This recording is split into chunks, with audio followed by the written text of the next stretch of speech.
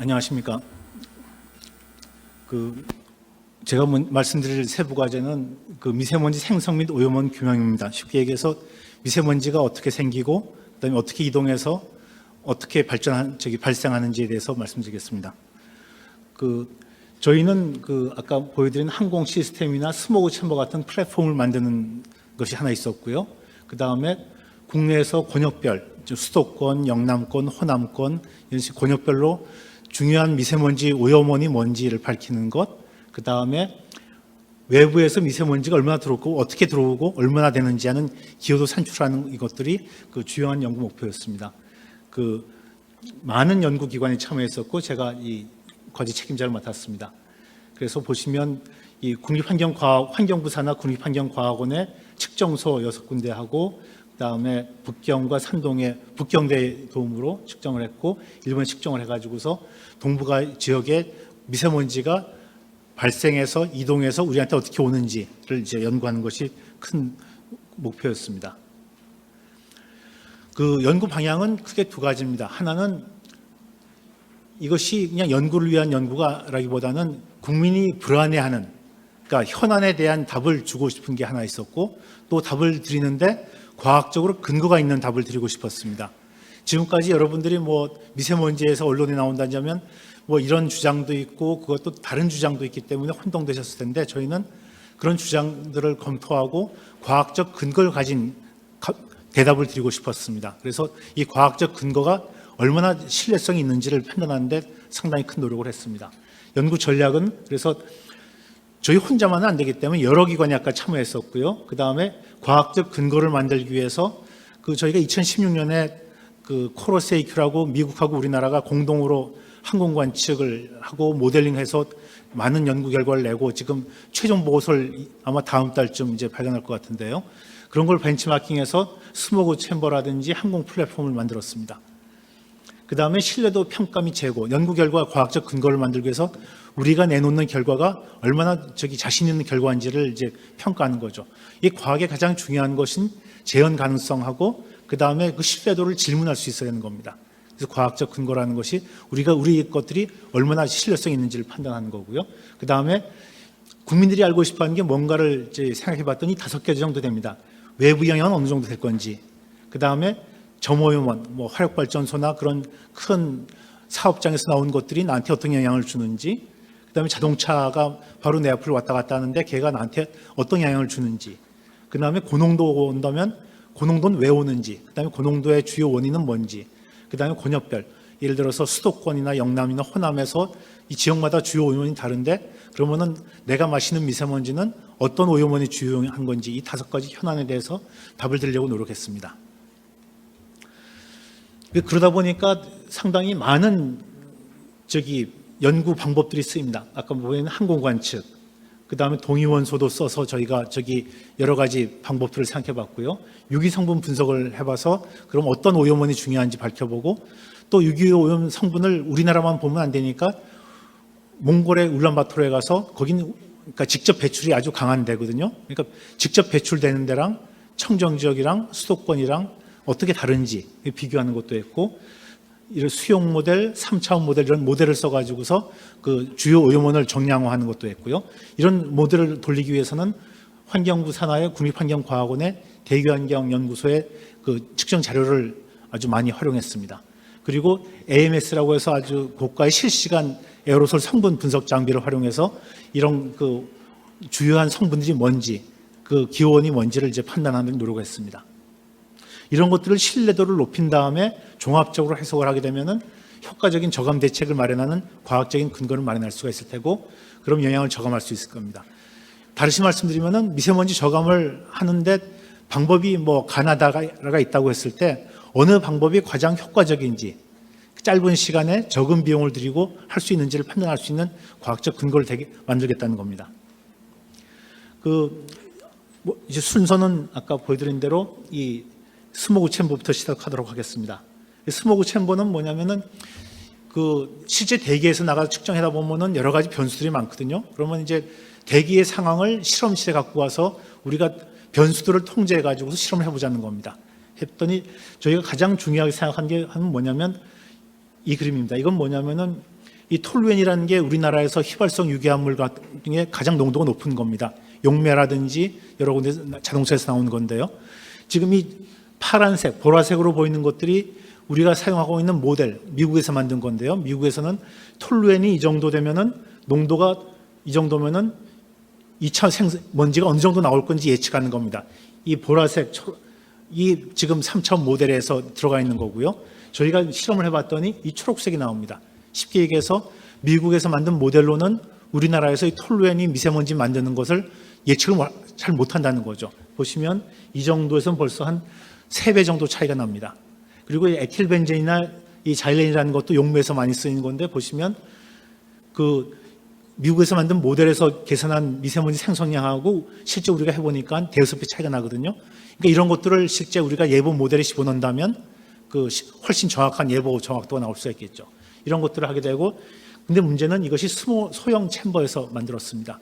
소형 챔버에서 하다 보니까 수도권에서 하는 것나 이제 권역별로 가능하지만 중국에서 나온 것이 장거리 이동하는 거는 이 소형 스모그 챔버로는 실험을 할 수가 없었습니다. 그리고 또 하나 중요한 게 이 스모그 챔버를 하려면은 어떤 실험을 해야 되는지가 중요한데요. 이 가설을 세운 게 뭐냐면은 이 외부에서 장거리 유입되는 것, 주로 중국입니다. 중국에서 유입될 때 보면은 황해를 지나오기 때문에 상대적으로 먼지가 수분이 많습니다.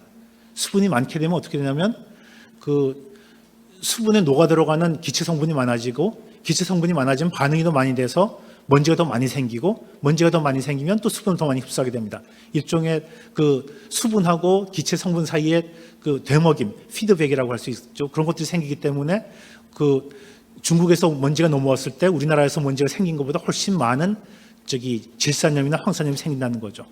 그러니까 이런 것들을 가설을 세움으로써 우리가 그러면 어떤 것들을 줄이는 게 중요한지를 판단할 수 있게 되는 겁니다. 또 하나 중요한 게 먼지의 pH가 중요하다는 걸 저희가 밝혔는데요. 예를 들어서 먼지 pH가 한 4, 5 정도 됐을 때는 이 질산염이 많이 생기지만 pH가 떨어지게 되면 질산염이 잘 안 생기거든요. 그 얘기는 뭐냐면 우리가 암모니아가 이제 염기성 기체인데 암모니아를 줄이는 게 효과적이지 않냐를 판단할 수 있다는 거죠. 이 가설로 보면은 암모니아를 줄이는 게 이 pH를 줄이기 때문에 오히려 질산염 생성을 별로 도움이 안 되는, 그러니까 암모니아를 줄여봐야 별로 도움이 안 된다는 거죠. 그런 것들이 좀 중요한 문제가 되고 있을 수 있습니다. 근데 아까 말씀드렸지 소형 스모그 챔버는 이게 시간이 짧기 때문에 그 장거리 이동하는 걸 모사를 못하기 때문에 저희가 그 중형 스모그 챔버를 만들었습니다. 지금까지는 8세제곱미터짜리였는데 이번에 27세제곱미터짜리를 만들어서 좀 더 이제 실험을 많이 할 수 있게 됐고요. 그다음에 항공기 개조입니다. 이게 항공기 개조가 그 말로 보면 그냥 이렇게 미세먼지 출입구, 그러니까 흡입구를 이렇게 만들면 되지 않냐 그러는데 한번 생각해 보세요. 비행기가 한 400~500km의 속도로 날아가거든요. 이렇게 삑 날아가는데 공기를 빨아들이면 먼지가 그냥 이 파이프 안에 달라붙지 않게 해서 달라붙을 수가 있습니다. 그래서 유체과학적인 계산 같은 거를 다 해서 먼지가 여기 달라붙지 않고 거의 다 아까 보신 그 기기 안으로 들어올 수 있도록 이런 설계들을 해야 되고, 이런 설계들을 하기 위해서는 그 기계공학적인 여러 가지 계산 방법을 쓰고 실험을 해가지고서 이런 것들을 만들게 되는 겁니다. 그래서 이렇게 개조하는데 뭐 별거 아닌 것처럼 보이지만은 몇십억 원의 돈이 들어갔습니다. 그리고 2년 정도의 시간이 걸렸고요. 그래서 이런 것들을 했다는 것이 저희가 아주 큰 업적이라고 생각합니다. 그럼 이런 스모그 챔버나 중형항공 시스템을 우리 미세먼지 사업단 3년 동안에 쓰기도 했지만은 아직은 활용할 때가 많거든요. 그래서 앞으로 이제 동부가 이제 앞으로 이제 새로 생길 과제, 그다음에 지금 이 중형항공 시스템은 환경과학원에서 용역과제를 해가지고서 대기물질 장거리 이동에 지금 사용하고 있고, 지금 아까 보여드린 고도화 과제 같은 데도 지금 사용하고 있고 계속 활용을 할 것 같습니다. 결국 뭐냐면 여러분들 기억하실지 모르지만 2016년에 나사랑 우리나라랑 한 그 코러스 AQ 보시면은 비행기가 석 대가 날았거든요. 그리고 한 7, 8km까지도 날고 4, 5km도 날고 낮게도 날았는데 우리도 이제 그런 정도 중형 비행기 하나는 이제 갖게 된 겁니다. 그래서 우리도 우리 자체가 스스로 그런 연구를 할 수 있는 기본 플랫폼을 만들었다고 생각하시면 될 겁니다. 두 번째 신뢰도입니다. 아까 제가 말씀드렸듯이 그럼 우리가 이런 연구를 하고 모델을 했는데 결과가 나왔습니다. 그러면 그 결과가 얼마나 믿을 수 있을까요? 그걸 한번 우리가 판단해 보자는 겁니다. 이게 2019년 미세먼지 관리 종합계획에 나온 건데 코러스 AQ 아까 말씀드린 나사랑 같이 한 거 보면 국내 50이 국외 48%라는 숫자가 나왔고 국립환경과학원에서 예보를 하면 되게 계절에 따라 다르지만 이 정도 국내 국외 영향이 나왔습니다. 저희가 이번 3년 동안에 연구한 거니 알고 싶었던 거는 그럼 이 숫자들이 얼마나 신뢰도를 갖고 있는 거냐. 이게 50이라는 것이 그냥 52.5%냐 아니면 한 45에서 60 사이냐 아니면 30에서 80 사이냐 그걸 알고 싶었던 겁니다. 그래서 신뢰도 평가를 했는데 측정 같은 건 개별 연구자가 합니다. 이건 기본적으로 논문을 내고 하려면 그 개별 연구자가 하게 되고요. 화학 성분을 해서 오염원을 규명할 때는 주로 외국 연구 결과, 아직 우리나라 많지가 않으니까 그다음에 상관관계 분석을 해서 2차 오염 물질끼리는 상관관계 좋으냐, 그다음에 CO나 뭐 SO2처럼 직접 배출되는 거랑 상관관계 좋으냐 해갖고서 이제 오염원을 밝히게 되고, 유기 성분이나 동위원소 같은 경우에는 그 값은 나오는데 이 값이 어떤 의미를 갖는지를 알려면 직접 배출되는 곳, 깨끗한 곳이랑 비교를 해야 됩니다. 그래서 저희 같은 경우는 직접 배출이 압도적인 울란바토르에 가서 측정을 해서 그 결과랑 비교하게 됐습니다. 그다음에 에어솔 매스스펙이라는 게 아까 말씀드린 실시간으로 에어솔 농도를 재는 건데, 이런 것들은 전 세계적으로 한 100대 정도가 있고 이 AMS라는 장비를 활용하는 네트워크가 있습니다. 그래서 매년 그 네트워크에 가서 그 자기들 문제를 얘기하고 논문을 쓰는 것이 이 결과 신뢰도를 발표하는 거고요. 저희가 수용 모델하고 3차원 대기질 모델은 그 여러 가지 모델을 비교하면서 이 모델 결과를 맞추는 입력 자료를 검증하는 것, 운용 방법을 계산하는 것에서 비교해서 계산하는 걸로 됐습니다. 그다음에 여러 가지 3차원 모델은 아까 단장님이 보여주셨듯이 그 여러 가지 오차를 줄이는 방법들을 많이 연구를 했고요. 그 이제 한 예를 보여드리겠습니다. 이 보라색 동그라미가 서울에서 측정한 이 어떤 유기 성분의 비입니다. 보시면 그냥 계절에 따라서 대부분의 경우에 서울은 이 바닥으로 깁니다. 그럼 이쪽 약간 위에 있긴 하지만, 그럼 이게 무슨 의미가 있냐면 울란바토르가 직접 배출되는 것이거든요. 그러면 여름을 빼고는 울란바토르는 항상 이 위에 있습니다. 그럼 무슨 얘기냐면 서울에서 관측된 이 성분들은 아마도 대기 중에 오래 있던 거구나. 그러니까 직접 배출된 게 아니고 상당히 오랜 시간 대기 중에 있었다는 것이고, 그것은 무슨 가능성이 높냐면 장거리 이동된 가능성이 높다는 거죠. 그러니까 서울에서의 유기 성분은 장거리 이동될 가능성이 높다는 것을 이렇게 보여주게 되는 겁니다. 그다음 수용 모델 같은 경우에도 PMF라는 모델을 저희가 이제 주로 활용을 했는데, 이게 미국 환경보호청에서 온라인으로 받아서 쓰는 모델입니다. 이게 기존 많은 경우에 이런 바이오매스 버닝 생체 소각이 한 14%라고 지금 돼 있는데요. 그 서울에 대해서 이거를 저희가 소위 말해서 그 정도 관리를 해서 질량 농도가 25%, 50% 이내에 드는 데이터만 이제 골랐을 때는 이 생체 소각의 영향이 한 10%, 12%로 줄어듭니다. 무슨 얘기냐면 더 정확해진다는 거죠. 그 얘기는 뭐냐면은 이 모델을 갖고 그냥 돌릴 때 하고 이렇게 입력 자료를 다 저희가 선별을 해서 돌릴 때랑은 결과가 달라진다는 걸 얘기한 겁니다. 이런 것들이 중요한 것들이고요. 이게 왜 중요하냐면 바이오매스 버닝이 14%면 되게 크다고 하지만 한 10%면은 한 4~5번째 들어가거든요. 그러면 정책 우선순위가 바뀌게 되는 겁니다. 이거는 그 3차원 모델인데요. 저희가 3년 동안 그 3차원 모델의 신뢰도, 아까 예보 모델 같은 거 이제 봤는데 저희가 평가하기에는 신뢰도는 60점입니다. 그러니까 이게 그 아주대 김수태 교수님이 연구하신 건데 스스로 자기 모델 결과의 신뢰도는 60점이라고 하고, 비교는 그러니까 미국에서 제일 모델을 잘 돌리는 사람들이 했을 때 한 90점 정도가 됩니다. 그리고 한 3~4년 더 연구하면 75점 정도까지 올라갈 수 있겠다라는 게 그 평가입니다. 근데 보시면 이렇게 여러 가지 화학 성분에 대해서 평가하고, 그다음에 한 아까 보여드린 그 한 5~6년 동안의 모델을 돌렸습니다. 그러니까 그 김세 박사님이 학생들이 거의 한 6년 동안에 매일매일 돌리느라고 그 고생한 결과가 우리의 평가는 이 정도입니다라는 겁니다. 그럼 60점이면 결과 믿을 수 없냐? 그런 질문이 당연히 나오겠죠. 그 절대 숫자는 좀 오차가 있습니다. 아까 말씀드렸지 52%, 외부가 57%, 국내가 48%라고 했을 때 52%라는 걸 정확하게 52%라는 건 아니지만은 그 추이는 이제 우리가 믿을 수가 있습니다. 그러니까 60점 정도면은, 그러니까 이게 농도가 그러니까 미세먼지의 국외양이 줄고 있습니다, 늘고 있습니다 정도는 이제 신뢰도가 있지만은 그것이 52냐, 53이냐, 54냐 하는 거는 오차가 크다는 거죠. 그러니까 60점 정도라고 했을 때 아마 추이는 믿을 수 있지만 정확한 값은 좀 더 오차 범위가 크다 정도로 생각하시면 될 겁니다. 그다음에 5대 현안입니다. 이게 여러분들이 알고 싶은 것들이었거든요. 제가 생각하기에 외부 영향은 항공 관측, 기상 분석, 국제 공동 연구를 했고, 그다음에 3차원 모델이 아까 이제 계속 들어가고 있고요. 점오염원도 항공 관측, 기상 분석, 그다음에 서산에 있는 환경부의 대기환경 연구소 자료를 같이 썼습니다. 그다음에 자동차, 고농도 사례, 권역별은 3차원 모델, 수용 모델에 더해서 뭐 동위원소라든지 유성분이라든지 아까 말씀드린 AMS라든지 여러 가지들을 이제 같이 하게 됐고, 이제 환경과학원이나 서울시 지자체에서 많이 협조를 해주셨습니다. 항공관측은 저희가 그 서해안의 경우에는 보령, 태안, 당진 화력발전소, 그다음에 서산의 그 대산 석유화학, 현대 제철 단지들을 쭉 했고요. 그다음에 배경 농도를 측정하기 위해서 황해에 가서 했었고, 여수 산업단지, 울산 산업단지가 측정을 했습니다. 보시면 암모니아 농도인데요. 지금까지는 암모니아가 중국에서 이동하기보다는 우리나라에서 발생된 게 더 중요하다고 생각했었습니다. 근데 항공 관측을 해보니까 이 6월 5일의 경우에는 6월 2일의 경우에는 한 1,100m 정도에서 암모니아가 고농도로 나왔습니다. 그리고 이때 보면 이 CO가 불완전 연소의 산물이거든요.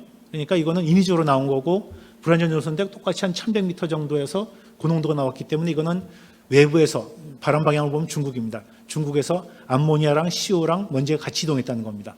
그러니까 이게 무슨 얘기냐면, 지금까지는 암모니아는 장거리 이동을 별로 안 할 거라고 생각했는데 장거리 이동을 한다 그러면은 이제 정책에서 문제가 생기는 거죠. 우리가 암모니아 저감 정책을 우선순위를 펴야 될 건지, 아니면 이동한다면 다른 쪽을 우선순위를 펴야 될 건지가 이제 문제가 되는 겁니다. 그다음에 이제 또 하나 중요한 게, 보니까 해양에서도 암모니아가 나오다는 겁니다. 이건 어떻게 보면 당연하긴 한데요. 해양에서도 플랑크톤 같은 게 있고, 그 생명체가 이제 죽으면 단백질이 분해돼서 아미노산이 나오고, 아미노산에서 암모니아가 나오거든요. 그래서 암모니아도 이제 나온다는 것을 저희가 파악했습니다. 그 다음에 이제 저희가 이 다음 장에 보여드리겠지만은, 오염원이 있으면은 이걸 빙글빙글 돌면서 측정을 합니다. 측정을 하게 되면은 풍상 지역, 그러니까 바람이 불어오는 쪽, 그다음에 이 사이에 그 산업단지가 있고, 바람이 내려가는 쪽에 보면 먼지들의 농도가 올라갑니다. 쉽게 얘기해서 짧은 시간에 저희가 풍상에서 측정하고 풍하까지 가는데 한 5분 정도도 안 걸리거든요. 그 짧은 시간에 이 먼지들이 SO2나 NO2가 황산염이나 질산염이 이만큼 바뀐다는 얘기죠. 이게 그 사업장에서 배출되는 것이 수분이 높고 온도가 높기 때문에 이렇게 빨리 반응을 한다는 얘기입니다. 그래서 이걸 갖고 저희가 이런 풍향 풍속 자료, 그다음 농도 자료 갖고서 배출량을 계산했습니다. 배출량을 계산해 보니까 보령, 태안, 당진 화력발전소에 같은 경우에는 거의 비슷하거나, 보령은 가동률을 줄이고 이제 폐쇄한 것들이 있어 줄어들었고, 당진은 약간 증가했고, 현대제철은 약간 이제 증가했습니다. 보시면, 근데 이것이 그 배출량 자료가 2015년 그 배출량 자료인데, 2016년에 당진에서 9,15기를 했습니다. 그래서 코로스 AQ 지금 최종 보고서를 지금 쓰고 있는데, 이 2016년 실제 가동한 그 자료를 실제 굴뚝에 측정한 자료를 넣어서 모델링을 해봤더니, 이 세모표가 이 실제를 넣지 않고 한 거는 이 관측 자료 노란 거랑 차이가 상당히 많았는데, 이 실제 그 굴뚝에서 나온 자료를 실시간 자료를 추가했더니 잘 맞습니다. 그래서 결론은 석탄화력발전소에서의 SO2 배출량은 우리나라의 그 공식 배출량 자료가 상당히 잘 맞는다는 것을 저희가 확인을 했습니다. 그다음에 고농도 사례가 많습니다. 그래서 저희가 쭉 했고 유형별로 나눴습니다. 그러니까 고기압이 강하고 저기압이 약할 때, 그다음에 고기압이 약하고 저기압이 강할 때, 그다음에 이동성 고기압만 있을 때, 이렇게 세 사례로 나눠서 아까 보여드린 그 백인남 단장이 말씀하신 사례 연구집을 지금 만들어서 지금 최종 하나는 이미 인쇄했고, 또 하나는 지금 최종 교정 중입니다. 이것이 상당히 재밌는 건데, 아까 AMS라는 기기를 저희가 사용했다고 그랬는데요. 그 AMS라는 자료를 위해서 저희들 기억하실지 모르겠지만 2019년 2월 말에 3월 초에 저희가 비상저감 조치를 했습니다. 서울에서. 그때 이게 정책 시행 전, 정책 시행 후, 정책 시행 중, 시행 후의 그 질량 농도인데요. 이 보라색 막대 그래프가 비상저감 조치를 했을 때도 농도는 올라갔습니다. 왜냐하면 이것이 외부 영향이 압도적이었기 때문에 우리가 비상저감 조치를 하더라도 농도를 그러니까 많이 줄이는 건 안 됐지만 아주 고농도를 조금 낮추는 효과가 있었습니다. 근데 이 세모 심볼을 보시면은 이 세모가 뭐냐면은 이 AMS에서 국내외에서 여러 사람들이 연구해서 이 자동차에서 배출되는 지표라는 유기 성분입니다. 이 유기 성분을 보시면 비상저감 조치를 했을 때 떨어집니다. 무슨 얘기냐면 비상저감 조치가 농도를 줄이는 데는 별로 성공적이지 않았지만 자동차에 의한 영향을 줄이는 것은 되게 상당히 성공적이었다는 거고, 자동차는 바로 여러분의 코앞을 지나다니고 인체 위해도가 높거든요. 그래서 이걸 본다면 농도는 비록 증가했지만 이 자동차에 의한 영향은 줄어들었고 인체 위해도도 상당히 줄어들 가능성이 높습니다. 그래서 이런 것들을 판단하는 데는 상당히 도움이 된다고 생각합니다. 왜 이 세모라는 성분이 자동차에서 나오는 거에 증거냐고 한다면, 저희가 이런 상당히 다른 성분까지 쭉 분석을 하고요. 그 다음에 이 유기 성분들을 쭉 분석을 해가지고서 이거는 요리에서 나온 거, 이건 자동차에서 나온 거, 이거는 식물에서 나온 것들을 다 이렇게 분류표를 만듭니다. 전 세계에서. 그래서 서울에서는 이것이 자동차 양이라고 생각이 되는 겁니다. 상당히 중요한 결과입니다. 이게 서울의 경우인데요. 권역별로 주요 오염원인데 도로 이동 오염은 한 20% 정도, 중국은 한 40에서 50%, 생체 소각은 그러니까 나무나 짚을 태우는 겁니다. 한 10% 정도 됩니다. 근데 중요한 게 2015년, 16년부터 작년까지 우리나라랑 중국이 배출량이 급속히 바뀌고 있습니다. 그래서 이 연구 결과가 계속 바뀌고 있어서 상당히 지금 잘 주의해야 됩니다. 그리고 여기 보시면 최대 연평균 기준 최대 이런 식으로 제한 요건이 이러는데, 왜냐하면은 동위원소로 했을 경우에는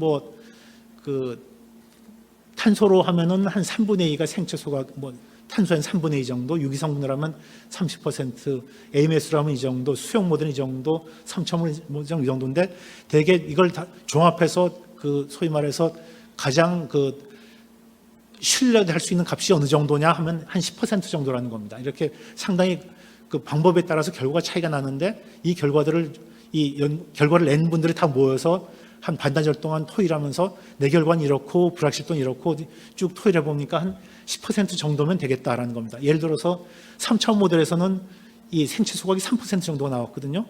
근데 이 모델 하신 분들이 볼 때는 생체 소각의 이미션, 그러니까 이 모델의 입력자로 들어가는 배출량 자료에 생체 소각이 상당히 과소평가되어 있기 때문에 아마 이 누락분을 포함한 10에서 20% 정도 될 거다. 그렇기 때문에 한 10% 정도가 아마 타당하다고 좀 생각하고 있습니다.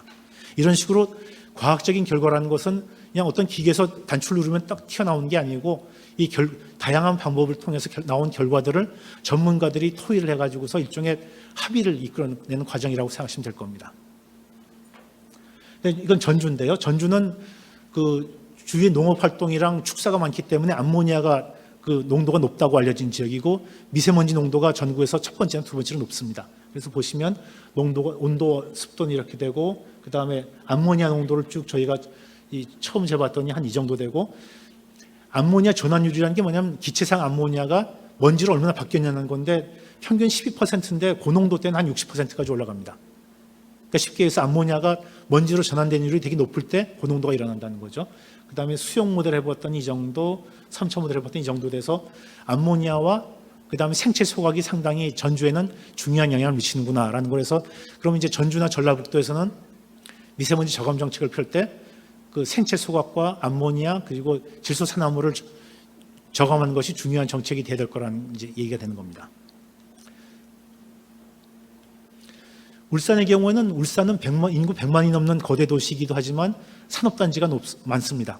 그리고 해륙풍이 크기 때문에 산업단지 영향이 얼마나 되는지가 이제 중요한 관건인데요. 이제 교외 지역은 이제 울산시 교외고, 주거 지역은 울산 시내고, 공단 지역입니다. 그래서 보시면 공단 지역은 보시면 울산에 직접 배출되는 게 한 40% 됩니다. 근데 주거 지역은 한 20% 정도 되고, 교외 지역은 한 10% 정도 됩니다. 그러니까 쉽게 얘기해서 울산의 경우에는 공단 지역과 도심 지역과 교외 지역은 따로따로 정책을 펴야 된다는 거고, 아마도 공단 지역은 이 배출되는 게 중요하고, 또 하나 중요한 것이 울산의 경우에는 소위 부울경이라고 하죠. 부산하고 양산, 그다음에 경남까지의 영향이 거의 많습니다. 그래서 이 울산의 미세먼지 농도를 줄이려면 부울경 지역이 같이 협력해서만 되는 거라고 생각이 됩니다. 그럼 이 결과를 어느 정도 믿을 수 있느냐? 그래서 3차원 모델이랑 이제 비교를 해봤는데요. 그랬더니 3천 모델이랑 아까 보여드린 결과랑 조금 차이는 있지만 경향은 비슷하다는 것이 밝혀져서 그래도 이 정도면 괜찮겠구나라고 생각하고 있습니다. 일단 수용 모델인데 수용 모델의 경우는 그 국외 기여도가 높다고 그 대기질 모델에서 평가한 경우, 그 다음에 국내 기여도가 높다고 평가한 경우 보면은 이 난방에 의한 것, 그 다음에 생체 소각이 상당히 큰 차이가 있습니다. 그래서 이런 경우에도 보면 그러니까 고농도 사례에서 어떤 식으로 우리가 정책을 펴야 될지에 대한 방향이 제시가 되어 있고요. 그 다음에 서울의 경우에 자동차하고 생물성 연소가 2013년부터 2018년까지 어떻게 바뀌는지, 자동차는 거의 영향이 똑같습니다. 근데 생체 소각은 조금씩 커지는 게 보입니다. 이게 지금 이 생체 소각이 왜 이렇게 커지는지는 앞으로 좀 더 풀어야 될 숙제라고 생각이 됩니다. 3차원 모델입니다. 이게 3차원 모델이 예보에도 쓰이지만 정책 효과 분석에도 쓰이고 미래 정책 시나리오 분석에도 쓰이기 때문에 아주 중요한 건데요. 보시면 이게 지난 연말부터 올 초까지 우리 계절관리제 했었죠. 계절관리제, 그다음에 코로나19 영향 때문에 동북아시아 전체가 배출이 줄었습니다. 그래서 배출에 영향하고 그다음에 기상 영향을 이제 쭉 분류해봤더니 기상 영향은 한 이 정도, 배출 영향은 한 이 정도. 그러니까 기상이 한 3분의 1, 배출이 줄은 게 한 3분의 2 정도 된다는 거고, 배출이 줄은 게 우리나라 비상저감 조치하고 코로나19 때문에 중국하고 우리나라 전체 배출이 줄은 게 포함이 되어 있습니다. 그 두 개를 분리하는 것은 아직까지 조금 더 연구가 필요합니다. 그 다음에 국내 에너지 산업 연소를 다 줄이면 이제 충남이나 세종에서는 한 1마이크로그램 퍼 세금터 정도가 줍니다. 에너지 산업 연소라는 게 모든 화력발전소입니다. 화력발전소 다 끄면 충남하고 세종은 한 1 정도, 서울은 한 0.6 마이크로그램 퍼 세금터 정도가 줄어들게 됩니다. 그 다음에 자동차입니다. 자동차를 줄이게 되면은 평균적으로 한 1.5 정도가 단위는 생각하겠습니다. 줄어들게 됩니다. 그러니까 자동차 영향은 여기 농도도 중요하지만 자동차는 바로 여러분들의 코앞을 지나가는 거거든요. 그리고 특히 경유자동차의 경우에는 그 위해도가 높다고 알려진 먼지를 내뿜습니다. 그래서 인체 위해도 관점에서 본다면 이 자동차의 규제가 상당히 효과적이라는 게 이 모델링 결과로 나오게 됩니다.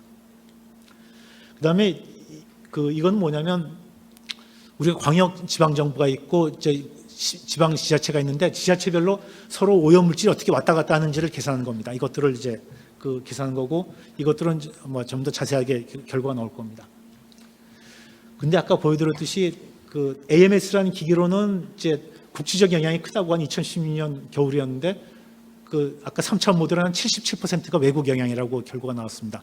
이 얘기는 뭐냐면 아까 말씀드렸듯이 방법에 따라서 결과가 다르고 신뢰도를 우리가 어떻게 획득하느냐 자체가 과학적인 연구의 큰 이제 앞으로의 과제라고 생각이 됩니다. 여기까지 마치도록 하겠습니다. 감사합니다.